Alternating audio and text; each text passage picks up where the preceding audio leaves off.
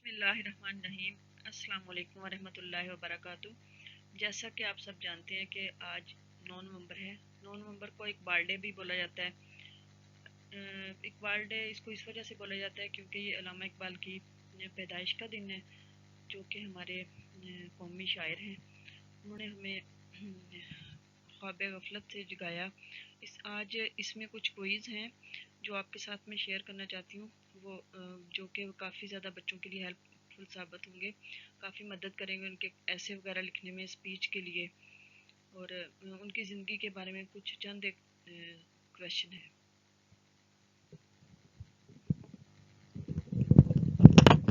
हमारे कौमी शायर कौन हैं? अल्लामा इकबाल, अल्लामा मोहम्मद इकबाल। अल्लामा इकबाल कब पैदा हुए? 9 नवंबर 1877 को। अल्लामा इकबाल ने कौन सी 2 ज़ुबानों में शायरी की?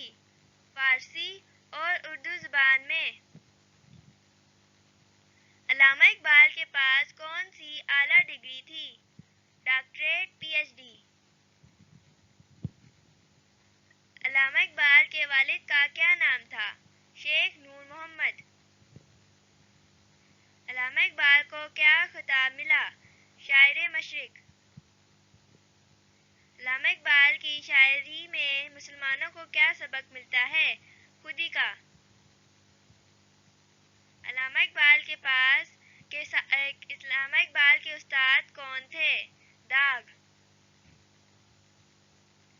अल्लामा इकबाल की पहली नज़म कौन सी थी? हिमालय। अल्लामा इकबाल की चंद मशहूर नज़मों के नाम बताएं। शिकवा, जाबे शिकवा, बुलबुल और जुगनू, पहाड़ और गिलहरी। अल्लामा इकबाल और आला आबाद किस की किताब है? प्रोफेसर अली अहमद।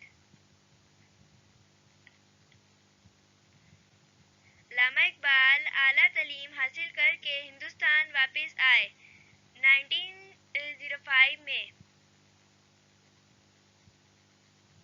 अल्लामा इकबाल ने किस यूनिवर्सिटी में 6 माह अरबी पढ़ाई? लंदन यूनिवर्सिटी में। अल्लामा इकबाल को किस बाग में दफन किया गया? हजूरी बाग में।